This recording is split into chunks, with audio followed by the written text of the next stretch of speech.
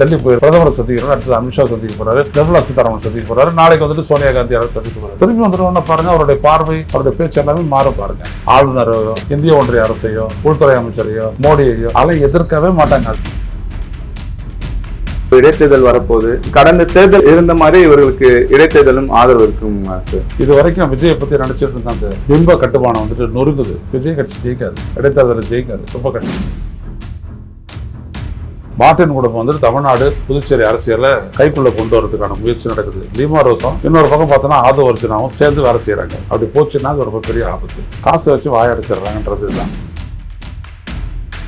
இவ்வளவு பெரிய உதவிகள் நடந்திருக்கு சார். ஆனா காங்கிரஸ் சைட்ல இருந்து எந்த ஒரு பேச்சும் இல்லாம அப்படியே ஒரு இதுவாவே இருக்காங்க சார். அவங்கதான் பேரத்தினுடைய தொடங்கி வச்சவங்க அவங்கதான். காங்கிரஸ் என்னைக்குமே ஒரு கொள்கை ரீதியான கட்சி எடுத்ததே கிடையாதுங்க. சோனியாவா இருக்கட்டும், ராகுலா இருக்கட்டும், ராஜீவா இருக்கட்டும், இவங்க எல்லாருமே ஒரே பற்றதான், ஒரே இருப்பு தான். இவங்களாம் மாறவே மாட்டாங்க. அவங்களுக்கு தேவை ஒன்னே ஒண்ணுதான், பதவி பதவி பதவி.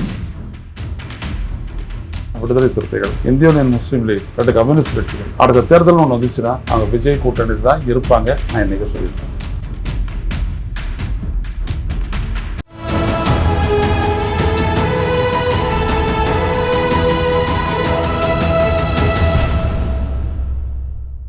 தமிழுக்கும் தமிழால் இணைந்த தமிழ் உறவுகளுக்கும் தமிழ் நிறம் நேர்களுக்கும் வணக்கம். இன்னைக்கு நம்ம கூட மூத்த பத்திரிகையாளர் ஐயநாதன் சார் இணைந்திருக்கார். வாருங்க நேர்களே, சார் கிட்ட பேசலாம். சார் வணக்கம். சார் வணக்கம். ஆளுநருக்கு எதிரான போராட்டம், அறிக்கைகள்லாம் இப்ப விஜய் ஆதரவுனால ஒரு அமைச்சர் சீட்டுக்காக இப்ப எல்லாமே மாறிடுச்சுங்களா சார்? இது எல்லாமே விஜயை பொறுத்த வரைக்கும் ஆட்சி தாங்க அவருக்கு புரியும். முதலமைச்சராக உட்காந்தாச்சு, இப்போது தக்க வைக்கணும், அதுக்கான போராட்டத்தை நடந்துட்டு இருக்குது. இதைத்தான் அவங்க செய்வாங்க.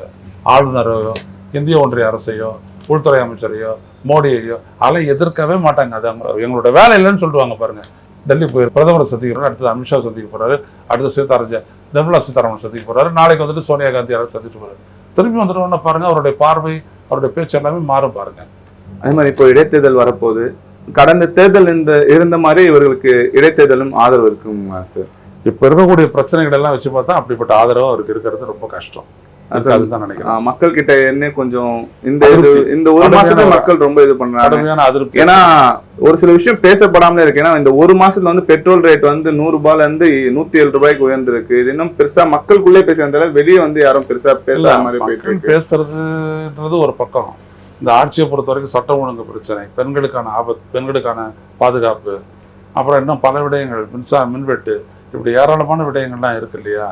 ஸோ இதெல்லாம் வந்துட்டு இது வரைக்கும் விஜயை பற்றி நினச்சிட்டு இருந்த அந்த பிம்ப கட்டுமானம் வந்துட்டு நொறுங்கும் போது அவங்களுக்கு ஓட்டு விடுமா, சரதான் இவரால் ஒன்றும் பண்ண முடியல அப்படின்றது மக்கள் நினச்சிட்டாங்க அப்படின்னோம்னா விஜய் கட்சி ஜெயிக்காது, இடைத்தேர்தலில் ஜெயிக்காது, ரொம்ப கஷ்டம். அப்படி இவரை தேர்ந்தெடுக்கலாம், அந்த இடைத்தேர்தலில் மக்கள் யார் சார் மறுபடியும் நம்புவாங்க? பார்ப்போம் என்ன நடக்குதுன்னு பார்ப்போம். பலமான இடத்துல வந்துட்டு திமுக இருக்குது, அது எப்போதும் இருக்கும். அதிமுக பலவீனப்பட்டு நிற்குது, அவ்வளோதான். இவரும் வாக்குகளை இழந்தார் அப்படின்னா திமுக தான் அட்வான்டேஜ் ஆகும்.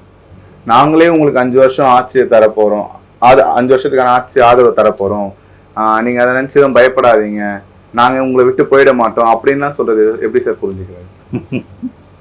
நல்லெண்ணத்தோட புரிஞ்சுக்குவோம். கம்யூனிஸ்டுங்க பேசுறாங்க, நாங்க ஒன்றும் உங்களை முதல்ல குத்த மாட்டோம் அப்படின்ட்டு.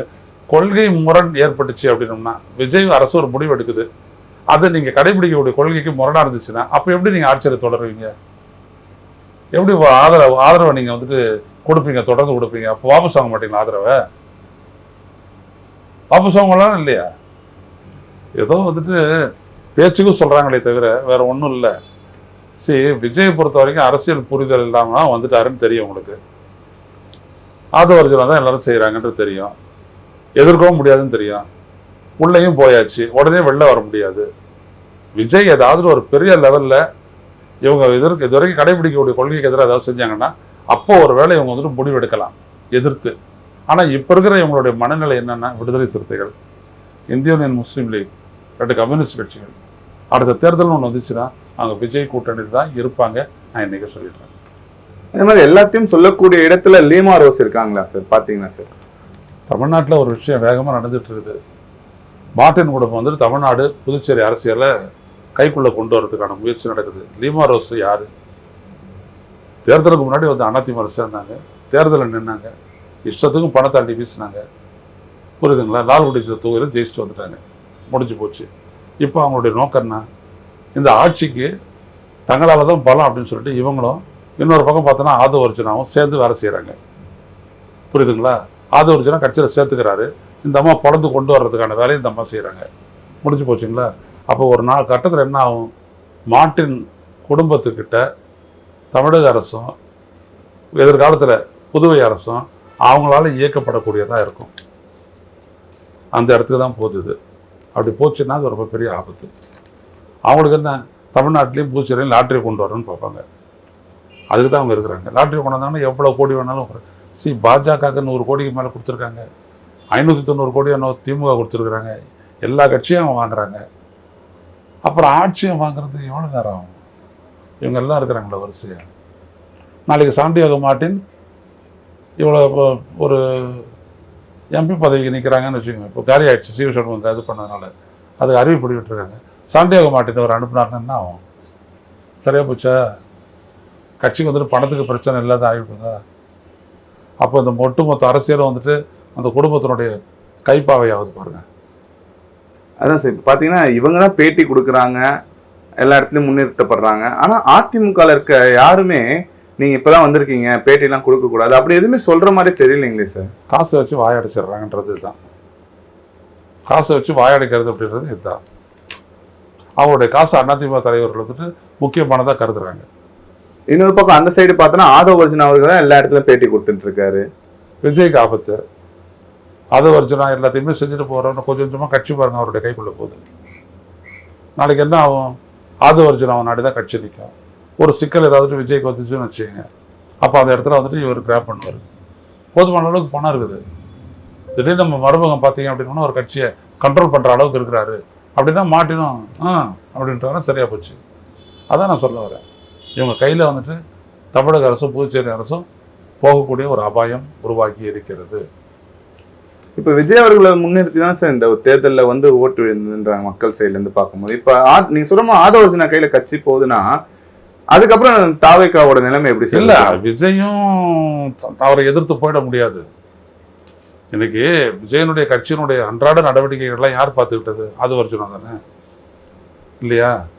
ஸோ அப்போ அவருக்குரிய ஒரு இடத்த வந்துட்டு அவர் எடுத்துருவார்ல. எடுத்துட்டாருன்னா அவர் சொல்றபடி விஜய் கேட்பாருன்னு தானே அர்த்தம். அப்படி போகும் அது. இப்போ சிவி சண்முகம் ஆகட்டும், எஸ்பி வேல்மணி ஆகட்டும், இவங்களை நம்பி ஏமாந்துட்டாங்களா சார்? ஆதவ அர்ஜுனா விஜய் அவர்கள் நம்பி நடு ரோட்ல அப்படிலாம் கிடையாதுங்க. அவங்க ஒரு மூவை பண்ணாங்க. அந்த மூவ் வந்துட்டு சக்ஸஸ் ஆகலை, ஃபெயிலியர் ஆகிப்போச்சு, அவ்வளோதான். ஸோ எடப்பாடியும் அவங்கள அரவணைச்சிக்க தயாராக இல்லை, அவங்கள நம்புறதுக்கு விஜயும் தயாராக இல்லை. ஸோ அவங்களுடைய கட்சியில் வந்துட்டு ஆட்களை பிரித்து தங்கள் கட்சியில் சேர்த்துக்கிறாங்க. அதுக்கு வந்துட்டு எஸ்பி வேலுமணிக்கும் சிவி சண்முகத்துக்கும் தங்கமணிக்கும் உடன்பாடு இல்லை. ஸோ உடனே மறுபடியும் அவங்களோட போயிட்டு சேர்த்துக்கிறாங்க. இதில் சிவி சண்முகத்தை எடப்பாடி சேர்த்துக்கிறவரா இல்லையா, அதான் ஒரு பெரிய கேள்விக்குறி. இவ்வளோ பெரிய உதவி பேரம் நடந்திருக்கு சார். ஆனால் காங்கிரஸ் சைட்லேருந்து எந்த ஒரு பேச்சும் இல்லாமல் அப்படியே ஒரு இதுவாகவே இருக்காங்க சார். அவங்க தான் பேரத்தினுடைய தொடங்கி வச்சவொடனே அவங்க தான் இந்த குதிரை பேரம் அப்படின்றதெல்லாம் வந்துட்டு ஆட்சியை காப்பாற்ற நரசிம்மராவ் இருந்த போதே அதை செஞ்சவங்க தான் காங்கிரஸ் கட்சி. ஆனால் அவங்களுக்கு இது ஒன்றும் புதுசு இல்லை. இதெல்லாம் ஆல் இந்த கேம்ன்ற மாதிரி இதெல்லாம் அரசியலில் சகஜமாப்பா அப்படின்னு சொல்லிட்டு போறவங்க தான் அவங்க. காங்கிரஸ் எதையுமே கட்டிக்காது சார். இப்போ மாணிக்கம் தாகூர், திருச்சி வேலுசாமி அந்த உதவி ஆதரிக்கிற மாதிரி தான் சார் பேசிட்டு இருக்காங்க. ஆமாம், அவங்க எதையும் கரெக்ட். அவங்க தான் ஒரிஜினலான நிலைப்பாடு. அவங்களுக்கு என்ன, அது திமுகவை ஒழிக்கணும். பிஜேபியினுடைய எஜெண்டாவை காங்கிரஸ்குள்ளேருந்து முன்னெடுக்கிறவங்க தான் வந்துட்டு பார்த்தீங்க அப்படின்னா ராகுல் காந்தி, மாணிக்கம் தாக்கூர், திருச்சி வேலுசாமி, இவங்கெல்லாம் என்னன்னா பாஜகவுடைய ஏஜென்ட் என்ன இது அஜெண்டா என்னது, திமுக கிட்டத்தட்ட தமிழ்நாட்டை மீட்கணும் அப்படின்றது. அதே தான் அவங்களும் செய்கிறாங்க. பார்த்தீங்கன்னா இதற்கு முன்னாடி ராகுல் காந்தி வந்து இந்த உதவி பேரத்தை எதிர்த்து பேசினாரு. இமாச்சல் இப்போ இங்கே என்ன நடந்தது அதுதான் இமாச்சல் பிரதேசம் கோவாலையும் நடந்தது. ஆனால் இங்கே தமிழ்நாட்டில் நடக்கும்போது அது அவர் வந்து ஆதரிக்கிற மாதிரி ஒரு ஸ்டாண்டில் இருக்காரு சார். தான் உண்மை. அதாவது அவங்களுடைய வசதிக்கு அவங்களுடைய அரசியலை முன்னெடுப்பாங்க. காங்கிரஸ் என்றைக்குமே ஒரு கொள்கை ரீதியான கட்சியை இருந்ததே கிடையாதுங்க. இந்திரா காந்தி வந்துடுறதுக்கு பிற்பாடு காங்கிரஸ் கட்சி ஒரு கொள்கை ரீதியான ஒரு கட்சியை செயல்பட்டதே இல்லை. அவங்களுக்கு சந்தர்ப்பவாத கட்சி அது. எப்படி வேணாலும் அவங்க வளர்ச்சிக்குவாங்க, எப்படி வேணாலும் அவங்க போவாங்க, அவ்வளோதான். திமுக நம்பி ஏமாந்தாங்க, இவ்வளோதான், வேற ஒன்றும் கிடையாது. அவங்களுக்கு போய்ட்டு 27 சீட்டை கொடுத்து மற்ற கட்சிகளை எல்லாம் பாதிச்சு அவங்களாம் நல்லா வேலை செஞ்சு பல இடங்களில் ஜெயிச்சிருப்பாங்க. அந்த வாய்ப்பெல்லாம் போய் எல்லாமே இறந்தது வந்து பார்த்தா திமுக தான் கடைசியில். திமுக அதனுடைய கூட்டணி கட்சிகள் தான். காங்கிரஸ் 5 சீட்டு வந்துட்ட உடனே அதையும் எடுத்து போய்ட்டு அடக்கி வச்சுட்டு 2 மந்திரி பதவியை வாங்கி வச்சுக்கிட்டு இன்றைக்கே பிரச்சனை. புரியுதுங்களா? இந்த துணை வந்த நியமன விவகாரத்தில் அவங்களோட ஒரு அமைச்சர் பேசுனது வந்துட்டு ரொம்ப தப்புன்னு சொல்லிட்டு பேசிக்கு அவனுடைய ரவிக்குமார் கண்டிச்சிருக்கிறாரு. அதுதான் நாளைக்கு பெரிய பிரச்சனையாக போகுது, பொறுத்திருந்து பார்ப்போம். இப்போ அதே மாதிரி பார்த்தீங்கன்னா இப்போ ராகுல் காந்தி அவர்கள் தமிழ்நாட்டில் விஜய்க்காக இப்போ காம்ப்ரமைஸ் பண்றாரு சார். நாளைக்கு மோடி எதிர்த்து நிற்கும் போது இவர் இப்ப பண்றத மற்ற மாநிலங்கள்ல இதே வந்து ஒரு ஜனநாயக குரல் கொடுப்பாரு. இப்ப எப்படி அங்க ஆச்சு, மராட்டியத்தில் ஆச்சு, அதுக்கு எதிர்த்தாங்க இல்லையா? இவங்களோட கட்சியை வந்துட்டு காலி பண்ணாங்க இல்லையா குதிரை பேரத்துல மத்திய பிரதேசத்துல. அதெல்லாம் பார்த்துட்டு வேடிக்கை பார்த்து சும்மா இருப்பாரு. சரி, காங்கிரஸை பொறுத்த வரைக்கும் என்னன்னா இதெல்லாம் ஒரு சாமர்த்தியமா பார்ப்பாங்க. விஜய் சாமர்த்தியசாலி, இன்னொரு கட்சியை உடச்சி 10 பேர் கொண்டு வர்றாருல, அது சாமர்த்தியம் தானே அப்படின்னு சொல்லி பேசுகிறோம். அப்படிப்பட்ட கட்சி தான் காங்கிரஸ் கட்சி. நான் வந்து சொல்கிறேன், காங்கிரஸ் கட்சிக்கு எந்த விதமான கொள்கையும் கிடையாது, பதவி தான் கொள்கை. அதே கொள்கையை வந்துட்டு நீங்கள் விஜய் கடைபிடிக்கிறாரு. ஆனால் அவங்களுக்குள்ள எந்த விதமான முரணும் ஏற்படாது. கடந்த பாராளுமன்ற தேர்தலெல்லாம் பார்க்கும்போது ராகுல் காந்தினாலே ஒரு கிளீன் பொலிட்டிஷியன், உரிமைக்கு குரல் கொடுக்குறாரு அப்படின்ற ஒரு பின்பத்துல இருந்து இப்ப பழைய காங்கிரஸ் தான் அப்படின்ற ஒரு போக்குல போயிட்டு இருக்கே சார். பழைய காங்கிரஸ் சொல்லாதீங்க, அது ஒரு கட்சியா இருந்தது. முன்னாள் காங்கிரஸ் அதே காங்கிரஸ் தாங்க. அதை வந்துட்டுங்க சோனியாவா இருக்கட்டும், ராகுலா இருக்கட்டும், ராஜீவா இருக்கட்டும், இவங்க எல்லாருமே ஒரே பற்றதான், ஒரே இருப்பு தான். இவங்களாம் மாறவே மாட்டாங்க. அவங்களுக்கு தேவை ஒன்றே ஒன்று தான், பதவி பதவி பதவி. இந்த இவிஎம் அப்படின்றத மோசடி எதிரத்தை வந்துட்டு இன்ட்ரோடியூஸ் பண்ணதே அவங்க தானே. எனவே அவங்களாம் அப்படி தான் இருப்பாங்க, அவங்களாம் மாற மாட்டாங்க. நம்ம தான் மாறிக்கணும், அவங்களெல்லாம் வந்துட்டு நிராகரிக்கணும். காங்கிரஸ்ல விஸ்வநாதன் அமைச்சர் சொல்றாரு, முதல்வர் தான் வேந்தரா இருக்கணும்னு ஒன்றும் அவசியம் இல்லை, அதை போக்கு அப்படியே மாற்றணும் அப்படின்ற மாதிரிலாம் சொல்றாரு சார். அதை தான் சொல்கிறேன் நான். நீதிமன்றத்தில் போய் தான் ரவிக்குமார் சொல்லியிருக்கேன், நீதிமன்றத்தில் போயிட்டு போராடி ஒரு அரசு பெற்ற உரிமை அது. துணை வேந்தர்களை நியமிக்கிறது, பல்கலைக்கழக துணை வேந்தர்கள், வைஸ் சான்சலர் நியமிக்கக்கூடிய அதிகாரம் மாநில அரசுக்கு. அதை வந்துட்டு இவர் இல்லைன்றாரு. அவர் தான் இருக்கணும்னு அவசியம் இல்லைன்னு இவர் சொல்கிறாருன்னா, இந்த ஆள் பாருங்கள், அந்த காங்கிரஸ்காரன் அந்த சென்ட்ரிஸ்ட் புத்தியோடய பேசுகிறாரு. உயர்கல்வித்துறை அமைச்சராக இருக்கக்கூடிய இவர். இதுதான் அந்த கட்சியில் அந்த ஆட்சிக்கே வந்துட்டு ஒரு பிரச்சனை ஆக போகுது பாருங்கள். இப்படி தான், அதாவது ஒன்றும் புரியாதையே, அரசியல் தெரியாதையே அந்த கோர்ட்லலாம் நடந்துச்சு, தமிழ்நாடு அந்த கேஸில் எப்படி ஜெயிச்சுது, அந்த உரிமை எப்படி பெற்றுச்சு அப்படின்றதே இந்த அமைச்சருக்கு தெரியல. பேப்பர் படிக்காதே அவன் ஒரு காங்கிரஸ்காரனாக இருந்திருக்கிறான். இவனை தான் மந்திரியாக இருக்கிறோம் நம்ம. புரியுதுங்களா?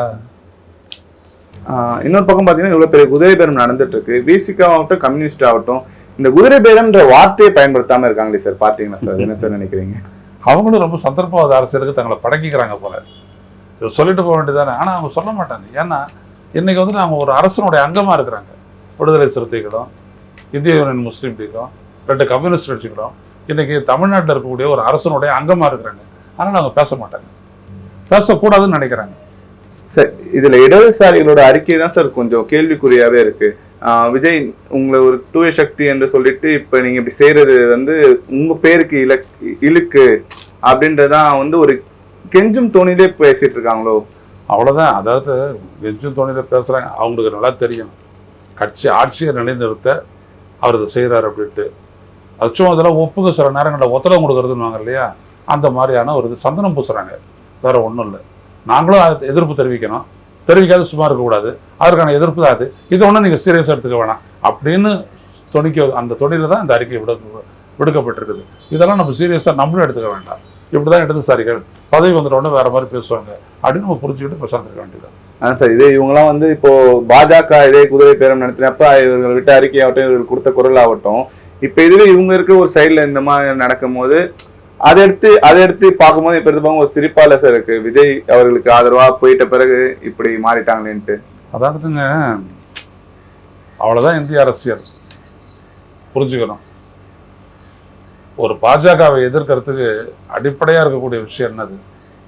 அவங்க தேர்தல் ஆணையத்தை பயன்படுத்துகிற விதம், வாக்குப்பதிவுக்கு அவங்க பயன்படுத்தக்கூடிய எந்திரம், இன்னும் பல்வேறுபட்ட விதயங்கள், எஸ்ஐஆர் வாக்காளர்கள் நீக்கிற விதம், இதெல்லாம் வந்துட்டு இடதுசாரிகள் வந்துட்டு பெரிய ஒரு எதிர்ப்பெல்லாம் காட்டல. எனக்கு உச்சநீதிமன்றம் ஒரு தீர்ப்பு கொடுக்க போது பார்ப்போம். இதெல்லாம் போராடுறதெல்லாம் பார்த்தீங்கன்னா இந்த அரசியல் கட்சிகளை விட வெளியில் இருக்கக்கூடிய புத்திஜீவிகள் தான் போராடுறாங்க. இன்டெலிஜென்சியா அவங்க தான் போராடுறாங்க. இவங்க எதுக்குமே போராடுறதில்லை. இவங்களும் என்ன பண்ணிட்டாங்க, சராசரியாக மற்ற கட்சிகளை போல ஆட்சிக்கு வரணும், பதவியை பெறணும் அப்படி தான் நினைக்கிறாங்க. அதனால இவங்க இப்படி பேசிட்டு இருக்கிறாங்க, கண்டுக்காத இருக்கிறாங்க. அதான் சார், இப்போ பொதுவாக ஒரு ஒரு கட்சிக்கு ஆதரவு தராங்கன்னா அவங்க சில டிமாண்ட்ல இருப்பாங்க, நீங்க வந்து கொள்கை கூட்டணியில தான் இருக்கணும், கொள்கையை பின்பற்றணும்ட்டு. ஆனா இவங்க அந்த மாதிரி எதுவுமே சொல்லாம எங்களோட முழு ஆதரவு உங்களுக்கு இருக்கும், நீங்க எதை பத்தியும் நீங்க கவலைப்பட வேணாம், நீங்க எங்களை தாராளமா நம்பி இருக்கலாம் அப்படின்றதுலாம் எப்படி சார்? அப்படின்னா நீங்க பண்ணக்கூடிய இந்த குதிரை பேரத்தை நாங்க ஆதரிக்கிறோன்றதை வந்துட்டு வேற ஒரு வார்த்தையில் அவங்க சொல்லிட்டு இருக்காங்க, அவ்வளவுதான். வேற டைரக்டா சொல்லாம இன்டைரக்டா இப்படிலாம் சொல்லி அதனால நீங்க ஒன்றும் கவலைப்படாதீங்க, நாங்க ஒன்றும் உங்களுக்கு வந்துட்டு ஆதரவு கொடுக்காத உங்களை கவுத்தர மாட்டோம், நாங்க உங்களோட நிற்போம், அதனால நீங்க பண்றதை பண்ணிக்கங்க அப்படின்னு சொல்றாங்க. இப்போ இடதுசாரிகள் ஆகட்டும், விசிகா ஆகட்டும், இந்தியன் முஸ்லீம் லீக் ஆகட்டும், இவங்களும் பதவி என்பது புதிதாக இருக்கிறதுனால இந்த அளவுக்கு காம்ப்ரமைஸ் பண்ணி போயிட்டாங்களோ சார்? ஆமா, அப்படிதான் நானும் நினைக்கிறேன். காம்ப்ரமைஸ் தான் பண்றாங்க, சமரசம் பண்ணிக்கிறாங்க, பதவியில் நீடிக்கிறோன்றதுக்காக. சார் அதிமுக திரும்ப ஒரு இணைப்பு விழா மாதிரி தெரியுதுங்க சார், அதை பத்தி என்ன சார் நினைக்கிறீங்க? மீண்டும் இணையிறது அப்படின்றது வந்துட்டு அதிமுகவை பொறுத்த வரைக்கும் சாத்தியம்தான். ஆனா இவங்க என்னைக்கு எடப்பாடி பழனிசாமி வந்துட்டு ஆட்சிக்கு எதிராக ஓட்டு போடும் போது 22 பேர் ஆட்சிக்கு ஆதரவாக வாக்களிச்சாங்களோ அன்னைக்கு கொரோனா உத்தரவு மீறிட்டாங்க, அந்த கட்சியினுடைய நிலைப்பாட்டை மீறி எதிர்த்து வாக்களிச்சிட்டாங்க. அன்னைக்கே இவங்களுடைய பதவி போயிடுச்சு. அந்த முடிவை இது வரைக்கும் சபாநாயகர் எடுக்கல, 15 நாள்ல அவர் எடுக்கணும். 13ஆம் தேதி நம்பிக்கை வாக்கெடுப்பு நடந்துச்சு, நாளைக்கு தான் 28ஆம் தேதி. நாளைக்கு அநேகமா அவர் முடிவை அறிவிச்சார் அப்படின்னோம்னா இந்த 22 பேருக்கும் பதவி இருக்காது. இல்லை உச்சநீதிமன்றத்தில் போயிட்டு வழக்கு போட்டால் பதவி இருக்காது. அது எடப்பாடி பழனிசாமி போட்டாலும் சரி, வேறு யார் போட்டாலும் சரி, உங்களுக்கு பதவியில் இருக்காது. ஏன்னா தெளிவாக சொல்லுது கட்சி மாறல் தடை சட்டம். இப்படி ஒரு கட்சியினுடைய முடிவுக்கு எதிராக செயல்பட்டீங்க அப்படின்னோம்னா நீங்கள் உங்களுடைய பதவியை உடனடியாக இழந்தவர்கள் ஆவீர்கள் அப்படின்னு அது சொல்லுது. ஸோ இவங்க பதவியை விட்டு விலகினாலும் சரி, பதவியிலே இருந்தாலும் சரி, இவங்களுடைய எம்எல்ஏ பதவி போனது தான். ஸோ இப்போ மிச்சம் இருக்கிறவங்களுக்கு அரசியலில் இடம் இல்லை. அவ்வளோ பெரிய ஒரு வேளை வாங்குறதுக்கு வந்துட்டு தாவேக்க தயாராக இல்லை அப்படின்னா இவங்கெல்லாம் என்ன பண்ணுவாங்க, மறுபடியும் அதிமுக கிட்ட போவாங்க. அங்கே எடப்பாடி பழனிசாமி என்ன சொல்கிறாரு, உங்களுக்கு கட்சி பதவி எதுவும் கிடையாது, வெறும் எம்எல்ஏவாக தான் இருக்கலாம் அப்படின்னு சொல்லிட்டு அவர் இந்த கொடுத்த அந்த சபாநாயகர்கிட்ட கொடுத்தாரு இல்லையா, இவங்களை ஏதாவது பதவி நீக்க செய்யணும்ட்டு அந்த லெட்டரை அவர் வித்ட்ரா பண்ணலாம். ஆனால் அப்படி வித்ட்ரா பண்ணுறது சபாநாயகர் ஏற்றுக்கிறவாரா அப்படின்றது இன்னொன்று இருக்குது. ஏன்னா சபாநாயகர் முடிவெடுக்கக்கூடிய ஒரு நிலை இது. அவரை பொறுத்த வரைக்கும் அவர் தாவேக்க ஆட்சியை காப்பாற்ற பார்ப்பார். காப்பாற்றுறதுக்கு இந்த 22 பேரும் பதவியை விட்டு நீக்கிறாங்கன்னா அது ஒரு 6 மாதம் சேஃப் தானே. நாம் எண்ணிக்கை குறைஞ்சிருச்சு இல்லை, 234ன்றதை 212 குறைஞ்சிருச்சு இல்லை, 22 பேர் இல்லாத. அப்போ வசதி அதுக்குள்ள 107 வந்துட்டு பெரும்பான்மை தான், 212ல் 117ன்றது பெரும்பான்மை தான். ஸோ அப்படி ஒரு முடிவு எடுத்துட்டாருன்னா என்ன பண்ணுறது, முடிஞ்சு போனுங்க. அதுதான். அதனால் அதிமுக இணைப்பு அப்படின்றது என்ன ஆகும் அப்படின்னு கேட்டிங்கன்னா, இணையலாம், மீண்டும் எடப்பாடியே இருப்பார். ஆனால் கட்சியினுடைய தொண்டர்கள் மத்தியில் அந்த கட்சி ரொம்ப பெரிய அளவுக்கு நம்பிக்கை அடைந்து மக்கள் மத்தியில் செல்வாக்கை அடைந்து இன்னும் படுதோல்வியை நோக்கி அது போகும், இன்னும் படுதோல்வியை நோக்கி போகும். இந்த நேரத்தில் இணைந்து உங்கள் கருத்துக்களை பகிர்ந்து கொண்டமைக்கு நன்றி சார். நன்றி. இதே போன்று நிகழ்கால அரசியலின் சாரம்சங்களை அரசியல் ஆளுமைகளின் நேர்காணல் வழியே தொடர்ந்து காண தமிழ் நிறம் வலையொலியை சப்ஸ்கிரைப் செய்யுங்கள். தங்களின் மேலான கருத்துக்களை கருத்துளை பெட்டியில் பதிவிடுங்கள். நன்றி, வணக்கம்.